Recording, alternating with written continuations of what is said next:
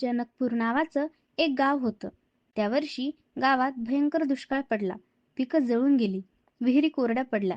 जनावरांना पाणी मिळेनासं झालं. सगळ्या गावात हतबल वातावरण होतं. त्याच गावात रामू नावाचा एक व्यक्ती राहायचा. तो काही हार मानणाऱ्यातला नव्हता. तो रोज शेतात जायचा. मातीतून गवत उपटायचा. विहिरीतून थोडंसं पाणी काढून फक्त पेरलेल्या रोपांना द्यायचा. गावकरी त्याला हसत. "अरे रामू, पाऊस नाही, पिकं जगणार का नाहीत? काय एवढं कष्ट करतोयस?" रामू हसून म्हणायचा, "मी शेतकरी आहे. माझं काम पेरणं आणि जपणं. पाऊस पडायचं काम हे देवाचं." दिवस गेले. ऊन आणखी प्रखर झालं. तरीही रामू दररोज शेतात मेहनत करत राहिला. त्याची जिद्द पाहून गावकरीही हळूहळू त्याच्यासोबत काम करू लागले. आणि एके दिवशी आकाशात काळे ढग जमू लागले. विजा चमकल्या आणि पहिल्या पावसाच्या सरी गावावर कोसळल्या.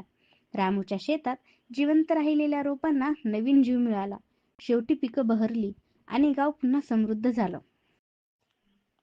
गावकरी म्हणाले, "रामू, तुझ्या जिद्दीमुळे आमच्या गावात पुन्हा हिरवळ आली."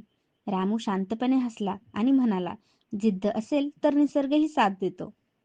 तर मित्रांनो, आपल्याला या कथेतून असा बोध होतो की जर माणसाच्या अंगी जिद्द असेल तर निसर्ग सुद्धा त्याला साथ देतो. आपण आपल्या कामाशी नेहमी एकनिष्ठ राहायचं.